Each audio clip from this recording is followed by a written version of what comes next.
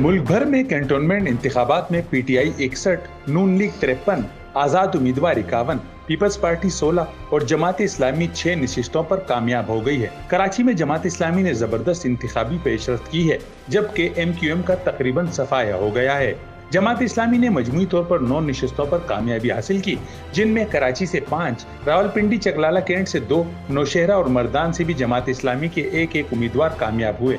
मुल्क भर से 42 कैंटोनमेंट बोर्ड में 219 वार्ड्स बनाए गए थे, जिनमें 205 सीटों पर 1569 उम्मीदवारों के दरमियान मुकाबला हुआ।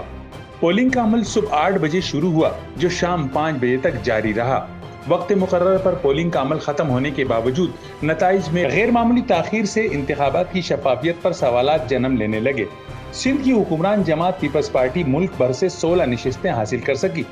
इलेक्शन कमीशन की जानिब से जारी किए गए आदाद-ओ-शुमार के मुताबिक कराची में विफाक की हुक्मरान जमात PTI ने 14, सिंध की हुक्मरान जमात पीपल्स पार्टी ने 11, आजाद उम्मीदवार 6, जमात इस्लामी 5, नून लीग और MQM सिर्फ 3 नशिस्तें ही हासिल कर सकी।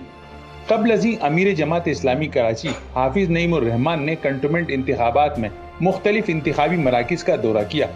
उनका कहना था कि जमात इस्लामी की शानदार इंतखाबी पेशरफ्त इस बात का सबूत है कि अहले कराची न सिर्फ जाग रहे हैं बल्कि अपनी असल की तरफ लौट रहे हैं।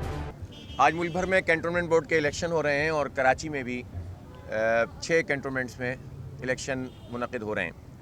जमात इस्लामी अल्हम्दुलिल्लाह तराजू निशान पर भरपूर तरीके से शहर भर में कैंटोनमेंट बोर्ड्स में इलेक्शन में हिस्सा ले रही है और उसके नुमाइंदों ने बहुत मेहनत की है, कारकुनों ने राब्ता किया है आवाम से। और कराची में इस वक्त जो एक कानूनी तासुर ये पाया जाता है कि इस शहर का कोई पूछने वाला नहीं है, उसमें जमात इस्लामी चूँकि इसके हुकूक़ के हवाले से भी जिद्दोजहद कर रही है और माजी में हमने इसकी तामीर व तरक्की में भी किरदार अदा किया है, तो अल्लाह का शुक्र है कि लोगों का बड़ा रुजू जमात की तरफ है। इंतखाबी अमल के अख्तिताम पर हाफिज नईमुर रहमान ने जमात इस्लामी के कारकुनान को दिन रात मेहनत करने पर खिराजी तहसीन पेश करते हुए कहा कि तमाम तर हुकूमती हथकंडों के बावजूद आज अवाम ने फैसला सुना दिया कि वो वफाकी हुकूमत और सिंध की नाअहली से बेजार हैं।